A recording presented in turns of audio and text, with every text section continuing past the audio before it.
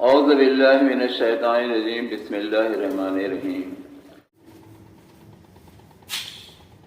آج آپ کو آسان لینگویج میں اصلی سنی اور نقلی سنی کی پہچان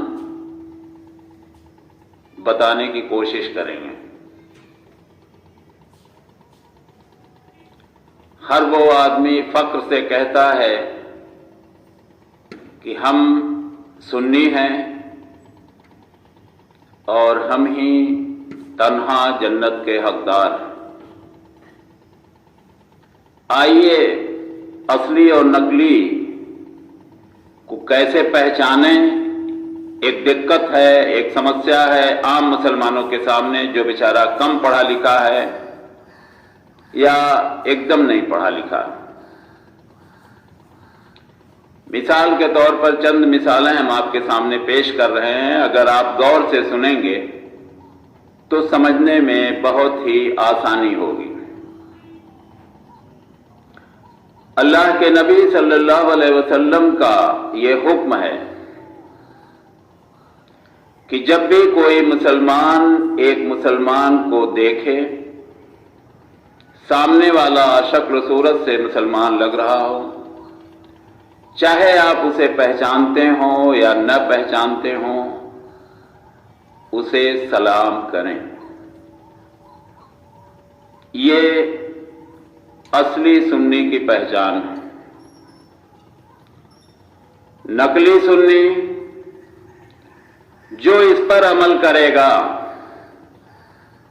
کہ سنیوں کے علاوہ اور دوسروں کو سلام نہیں کیا جائے گا، جواب نہیں دیا جائے گا، تو جان لیجئے سلام تو ایک بندے نے کر دیا، اگر آپ اس کا جواب نہیں دیں گے تو جواب دینا واجب ہے، یہ ہر مسلمان قریب قریب جانتا ہوگا۔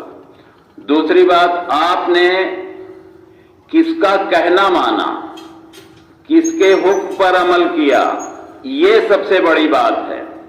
یہاں غور کرنے کی بات ہے کہ آپ نے نبی صلی اللہ علیہ وسلم کے حکم کو ٹھکرا کر ایک فرقے کے بانی، چاہے وہ خان صاحب ہوں، سید صاحب ہوں، انصاری صاحب ہوں، کوئی صاحب ہوں، ان سے کوئی لینا دینا نہیں، وہ ہمارے بڑے بزرگ ہیں، ہم ان سب کی مغفرت کی دعا کریں گے۔ لیکن جہاں تک حکم کی بات آئے گی، آپ نے کھلم کھلا اللہ کے نبی صلی اللہ علیہ وسلم کے حکم کی خلاف ورزی کی۔ اور اس میں جو دقت آتی ہے، غلط کام میں تمام دقتیں آئیں گی۔ ایک مسلمان کو دیکھ رہا ہے، اب آپ کے سامنے یہ سب سے بڑا مسئلہ کھڑا ہو گیا۔ مسلمان تو آپ نے پہچان لیا کہ مسلمان آ رہا، لیکن اب آپ اس کو یہ کیسے جج کریں گے، یا پہلا سوال آپ کریں گے کہ کیا بھئی آپ سنی ہو، وہابی ہو، اہل حدیث ہو، جماعتی ہو، کیا ہو؟ کیا آپ کا یہ حق بنتا ہے؟ کیا یہ اخلاقی تقاضا ہے کہ آپ اس سے سوال کرو گے؟ قطعی نہیں۔ اس لیے سوال کرنے کا حکم ہی نہیں ہے، پہلے سلام پھر کلام، پھر آپ یہاں پھنسیں گے۔ غلط راستے میں تمام رکاوٹ آئیں گی، غلط عمل کرنے میں طرح طرح کی رکاوٹیں آئیں گی۔ تو یہ ہے، اب جو صرف مسلمان دیکھ کر سلام کیا یا مسلمان کا فوراً سلام سن کے جواب دیا، اس نے اللہ کے نبی صلی اللہ علیہ وسلم کے حکم کی پابندی کی، عمل کیا، اور وہی اصلی سنی ہے اور سنت کا حقدار ہے۔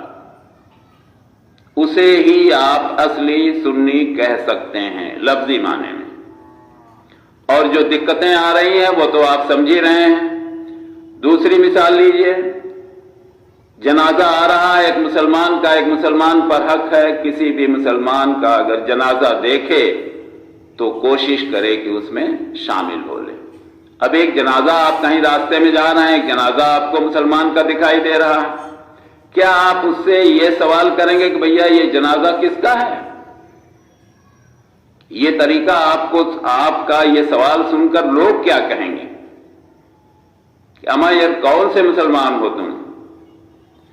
اب اگر یہاں آپ اپنے فرقے کے حساب سے عمل کریں گے تو اللہ کے نبی صلی اللہ علیہ وسلم کے حکم کی کھلم کھلا خلاف ورزی کریں گے اور ایک سنت کا آپ قتل کریں گے۔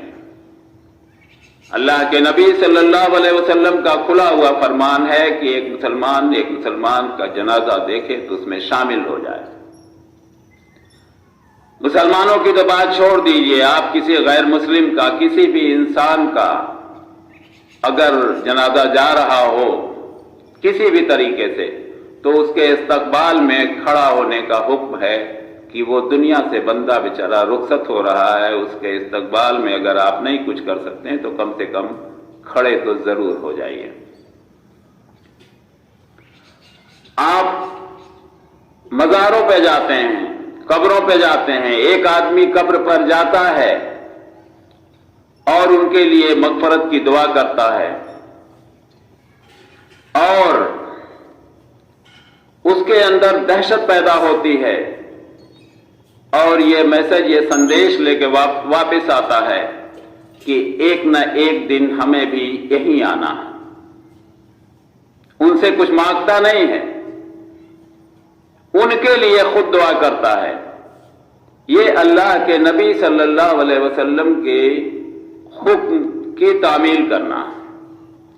اگر اس کے خلاف آپ وہاں جاتے ہیں اور اس قبر والے سے فریاد کرتے ہیں، مانگتے ہیں، چاہے آپ جو کچھ سمجھتے ہوں، آپ نے کھلم کھلا اللہ کے نبی صلی اللہ علیہ وسلم کے حکم کی خلاف ورزی کی۔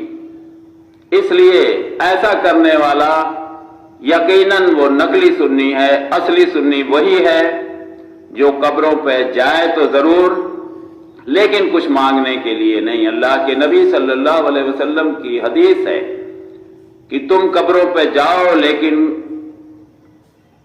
ہرگز کبھی کچھ مانگنے کے لیے مت جانا، وہاں جاؤ ان کے لیے دعائے مغفرت کرو۔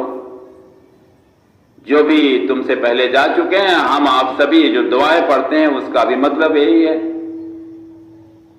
تو اس طرح سے جب آپ ایک ایک چیز کو سمجھنے کی کوشش کریں گے تو انشاءاللہ تعالی آپ ساری چیزوں کو سمجھ جائیں گے، اور اگر سمجھنے کی کوشش ہی نہیں کریں گے تب تو بڑا مشکل ہے کسی کو سمجھا پانا۔ اس کی بھی ایک مثال سمجھ لیجئے، جیسے کوئی بندہ حقیقت میں سویا ہوا ہے، نیند میں، غفلت میں ہے، تو اسے تو آپ جھکجھور کے جگا سکتے ہیں، وہ جاگ جائے گا۔ لیکن جو بہانہ کر کے سویا ہوا ہے، سوئے ہوئے کا بہانہ بنایا ہوا ہے، اسے آپ قطعی جگا نہیں سکتے۔ جو یقیناً سویا ہوا ہے اسے تو جگایا جا سکتا ہے، لیکن جو بہانہ کر کے سویا ہوا ہے اسے آپ کسی قیمت پر بیدار نہیں کر سکتے، وہ نیند سے نہیں جاگ سکتا۔ یہی حال ہے، اگر آپ واقعی سمجھنے کی کوشش کریں گے تو یہ 3 نہیں 50 مثالیں دی جا سکتی ہیں۔ جب بھی آپ قرآن و سنت کی پیروی کو چھوڑ کر کسی بھی فرقے کی بات ہو، اگر آپ ان کے بانی کے فتووں پر عمل کریں گے تو یقیناً آپ سوچ لیجئے کہ آپ نے کن کن چیزوں کو ٹھکرایا۔ آپ نے قرآن کے فرمان کو ٹھکرایا، نبی صلی اللہ علیہ وسلم کے فرمان کو ٹھکرایا، اور جبکہ آپ کا سلیبس یہیں پر اینڈ ہو جاتا۔ ہم سے جو سوالات پوچھے جائیں گے وہ صرف قرآن کے متعلق پوچھے جائیں گے اور نبی صلی اللہ علیہ وسلم کے فرمان کے مطابق پوچھے جائیں گے۔ بقیہ اور کوئی بھی سوال نہ آپ سے قبر میں کیا جائے گا، نہ حشر کے میدان میں کیا جائے گا۔ اور یقیناً اللہ کے نبی صلی اللہ علیہ وسلم نے ان سارے سوالوں کے جوابات ہم کو بتا دیے ہیں جو ہم سے پوچھے جائیں گے۔ کوئی بھی ایسا سوال جو جنت میں جانے کے لیے کافی ہو، اللہ کے نبی صلی اللہ علیہ وسلم نے چھوڑا ہی نہیں ہے جو بتایا نہ ہو، اور کوئی بھی ایسا سوال جو ہمیں دوزخ کی طرف لے جاتا ہو اس سے بچنے کی ہدایت بھی یقیناً اللہ کے نبی صلی اللہ علیہ وسلم نے کھلم کھلا دے دی ہے۔ ہم کو دو راہے پر نہیں چھوڑا ہے، ہمیں فرقوں کے سہارے نہیں چھوڑا ہے، ہمیں کسی دوسرے کا پابند نہیں بنایا ہے۔ تو یقیناً اگر آپ مسلمان صحیح مسلمان بننا چاہتے ہیں تو اپنا رشتہ، اپنا تعلق قرآن اور سنت سے جوڑیے، جس سے ہم سبھی لوگ صحیح مسلمان بن سکیں۔ السلام علیکم ورحمۃ اللہ وبرکاتہ۔